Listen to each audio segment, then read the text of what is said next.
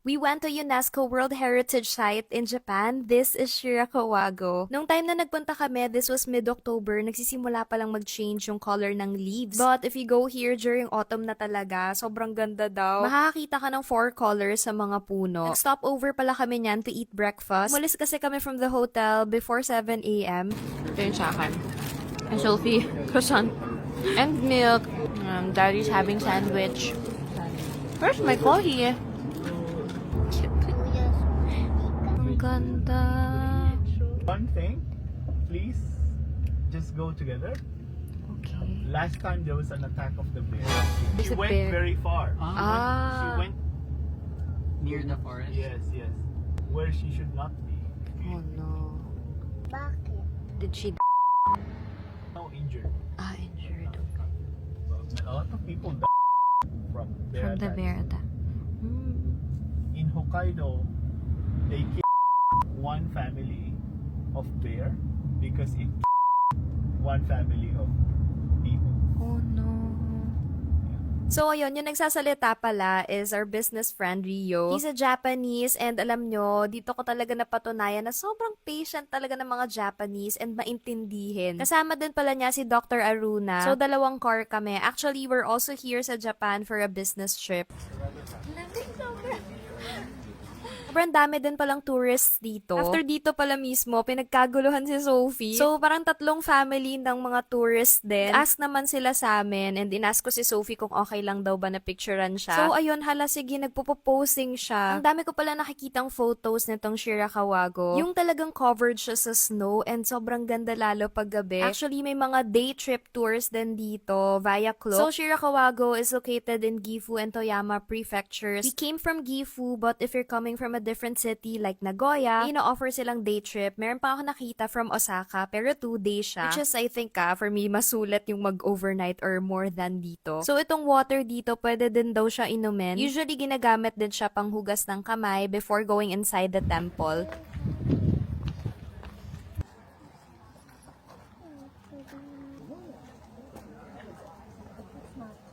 Tapos ito, may pinasukan kaming isang bahay. Nandito sa loob yung mga ginagamit from way back. Mga pangluto, tapos ginagamit pang sunog for the insects or pests. Yan, mga baskets na pang bit-bit nila. Tinatanong nga yan ni Sophie. Video. I'm taking a video. Oh yeah. Lonely, you're next. Ay, walang window. Yung walang window. Wait, hindi pa ako tapos. Don't usually use nail. Baby.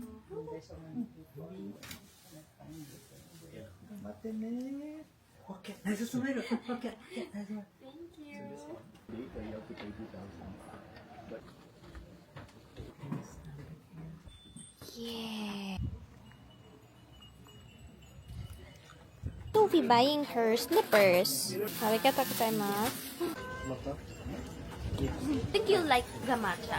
After that, nag-lunch muna kami kasi pupunta kami sa Hida Takayama pagkatapos. Kasama din pala namin yung ate namin dito from Araya. So ayan, bihira lang kami makakita dito ng may gulay kaya umorder na kami. Tapos yung order ka naman is unagi. Si ate dyan. Nasa CR siya. Wait lang. Ayan, ayan. Ay, hinanap niya. Sayang, nahabol mo kami. Narinig nilang lahat yun. Daddy, kill me later. Okay.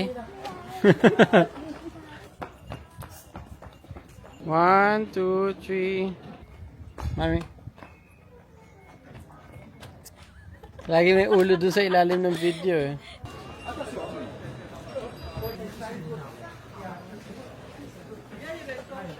We're gonna try the Hida beef. Kain daw tayo. Tatry daw namin yung Hida beef hand-rolled sushi. Let's go inside.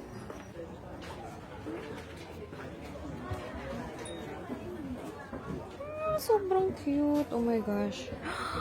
So tiny. Ang cute. Yung buntot niya is yung handle.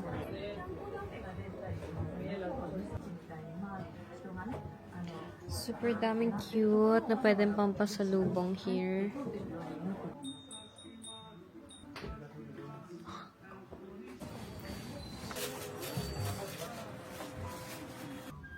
Ito yun. Tapos sa kanan ah. Ang lambot niya.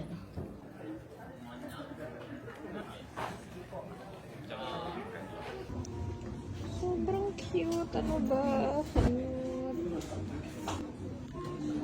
Oh, yun lang. Love, love!